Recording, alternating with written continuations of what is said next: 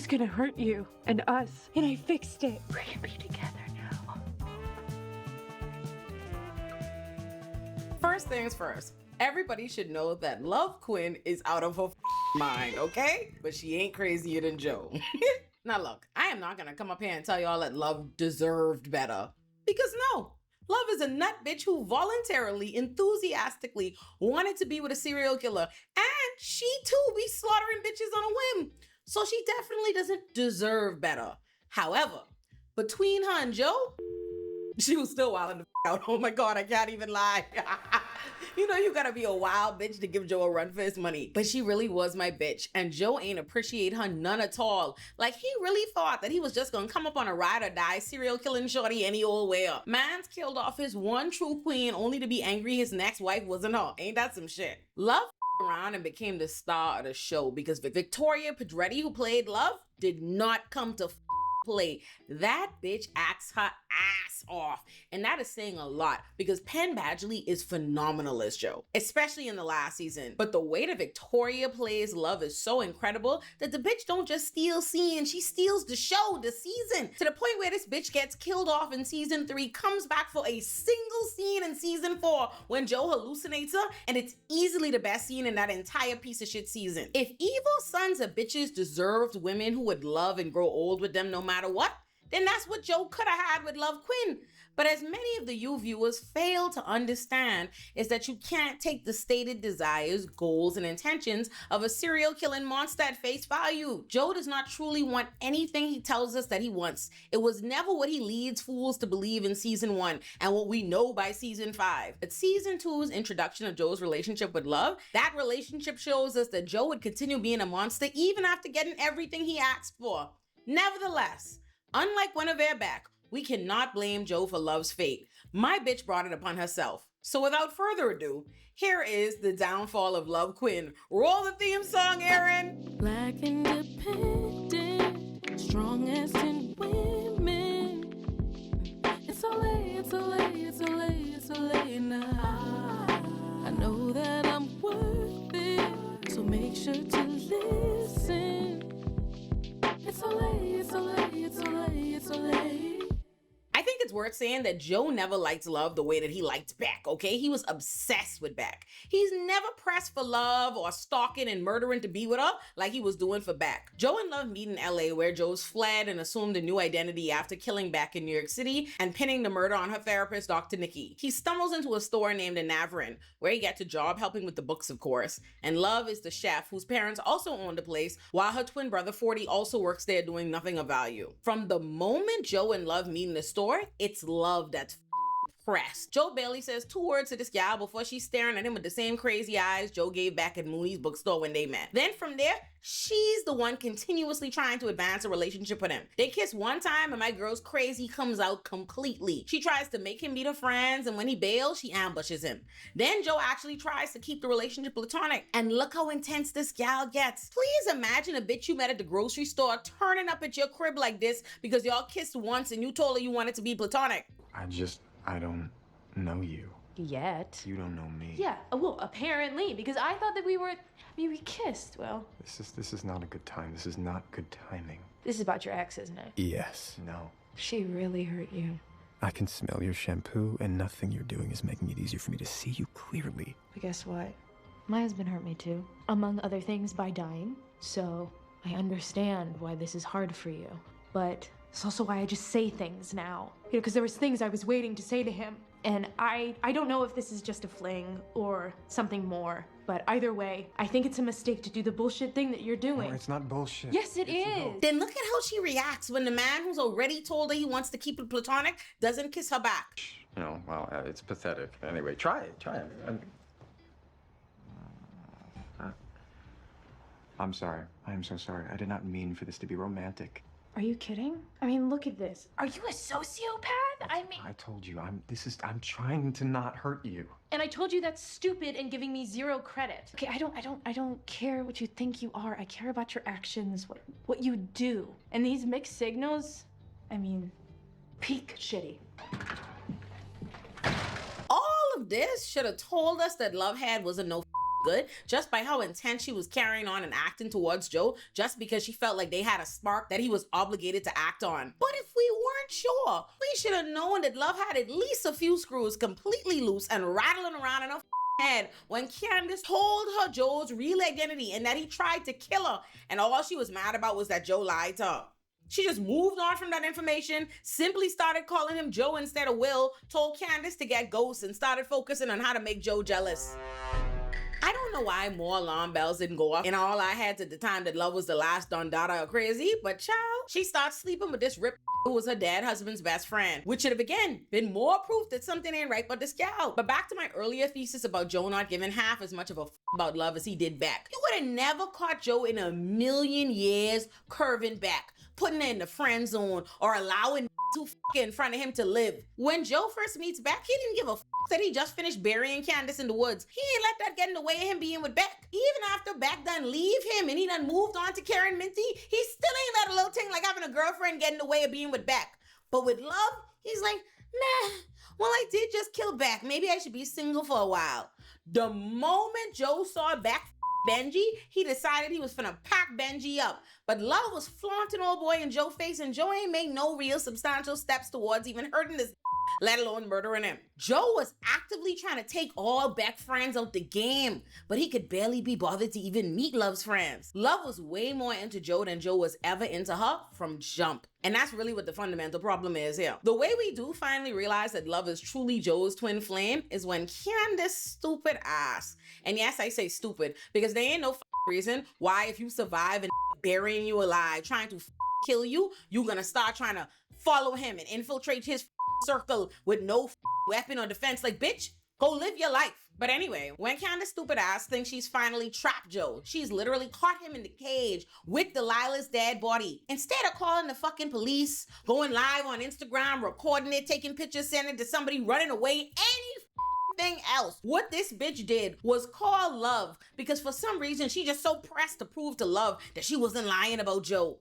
Only for Love to arrive and immediately slit this bitch's fucking throat. It's then that she reveals to Joe that she also killed Delilah to protect him because she already knows who and what he is, and this nut bitch loves him anyway. The moment she met Joe, just like Joe crazy ass, she started stalking him. She had a PI look into him, so she knew who he was, knew what he did, read Beck's book, and knew he killed her. And her only takeaway was that Beck was unremarkable and he needs to get with a real bitch like her.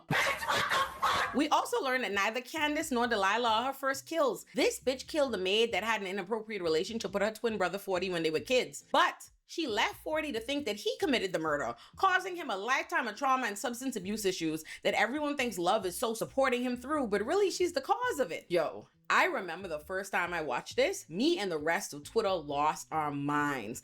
That was such a plot twist at the time, but in retrospect, I don't really know how any of us missed that Love was obviously mad as a cattle. Oh my God. So she tells Joe all of this while he's still locked in the cage, expecting for him to be glad to have what he's always claimed he wanted, a woman he doesn't have to hide from, someone who knows what he is and accepts all of his warped logic, who buys into this idea that he's murdering people because he loves her. But nah, no. Joe wanted to be loved for the fantasy of who he tells himself he is, not the monster he actually is. Love saw Joe too clearly, and she held a mirror up to him. Joe ain't never wanted a mirror, he wants delusion. And even though she thought that he would appreciate that she loved what she saw in that mirror, that she didn't see a monster, Joe judged her for loving a monster and in turn decided that she was the real monster and she needed to be put the down immediately. Joe was literally about to slit Love's throat, and the only thing that saved this gal life was her telling him she was pregnant with the baby. And let me tell y'all something, I don't know how we know that's Joe baby when Love had just finished the other for the longest. She didn't only just get back together with Joe for all of 2 seconds. My personal theory is that Love didn't know who baby that was, but when Joe put that knife to her throat, she said, it's the only thing that could save me, and she said that's Joe baby. That's my theory. And I do believe that Joe's hope and assumption that the baby would be a girl was the only only reason he let her live, because a daughter would have allowed him to continue his warped belief that he's some kind of protector of women. Whole time he's exactly what women need to be protected from, you know. I truly believe that if Joe had known that that baby was a boy, he'd have sent Love to meet her, make her right then, which is why he's so miserable in season 3 when Love gives birth to his son. So Joe saves her, but before they could get married, 40 discovers who Joe is and what he's done, and he tries to kill Joe, thinking he's protecting his sister that he assumes has no idea that this man is a serial killer, because who could ever imagine that their loved one knows some shit like that and is choosing to be with the person? And in the process of trying to kill Joe, a police officer walks in, sees him with the gun, and shoots and kills him, causing Love a hole in her heart and some trauma that I think is what causes her to act the actual out in season 3. Well, that and the fact that despite killing for him, using her family's money to get him out of all kinds of trouble, marrying him, having his baby, and moving him to the suburbs, the first thing Joe does is cheat on her with the neighbor Natalie. Oh, okay, but don't worry about that, because Love said, "Stupid, I'm not gonna let you get the chance." Love killed Natalie's ass immediately.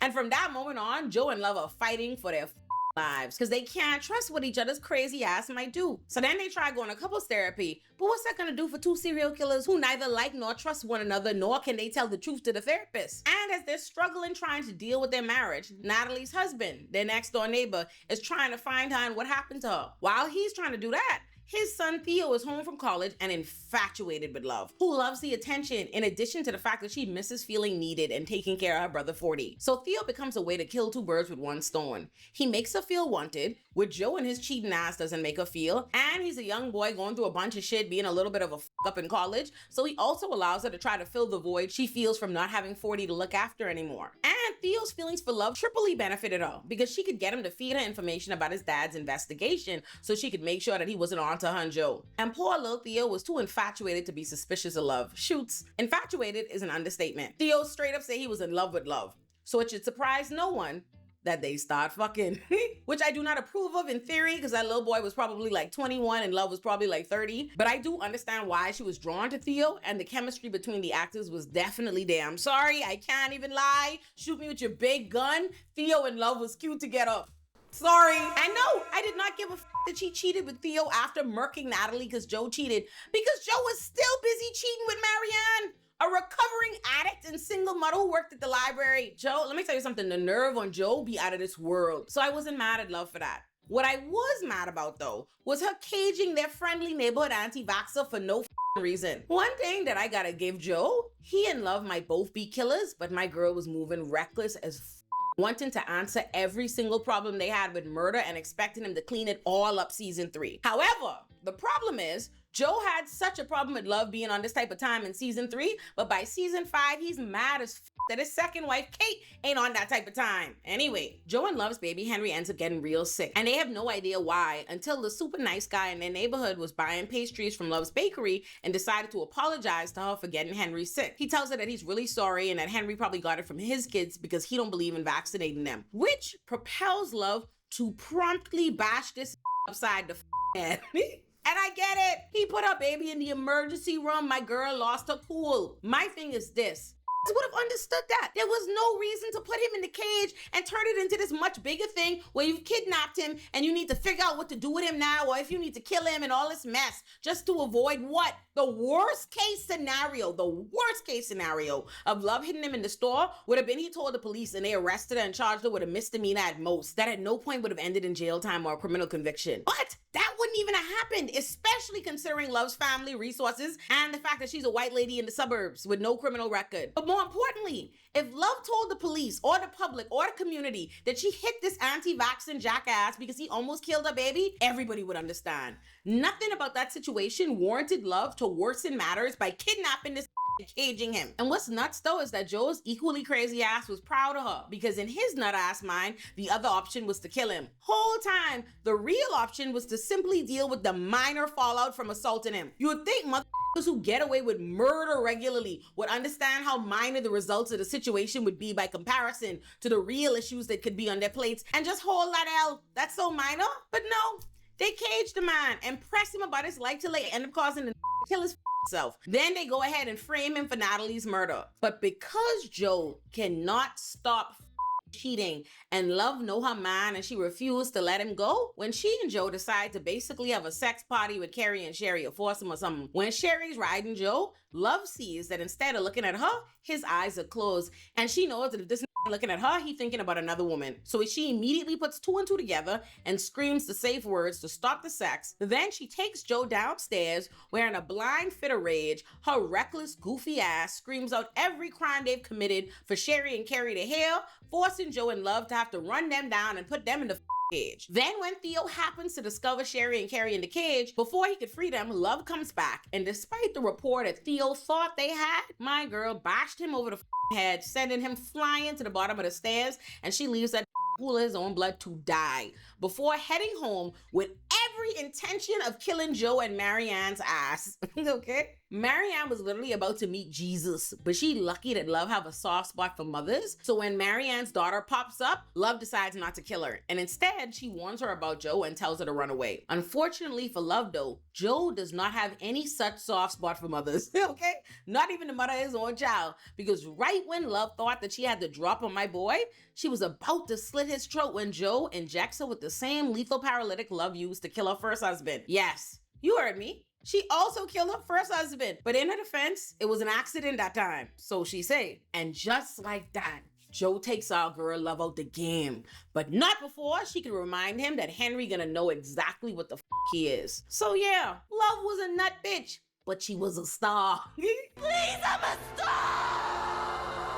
And while I do think that Joe did her dirty, I can't in good faith feel bad for her or even say that Joe shouldn't have killed her, because realistically, she was about to get him out of there, okay? All in all though, that's still my bitch. So pour one out for her, Aaron. Roll the song. I really miss my nigga. I really miss my nigga. White people you can sing it to, just change that into a W. Miss my wigger. Y'all should subscribe to the Patreon. I put, for the people who want to hear me doing all my cursing, we put the uncensored versions of every recap on the Patreon. So do that.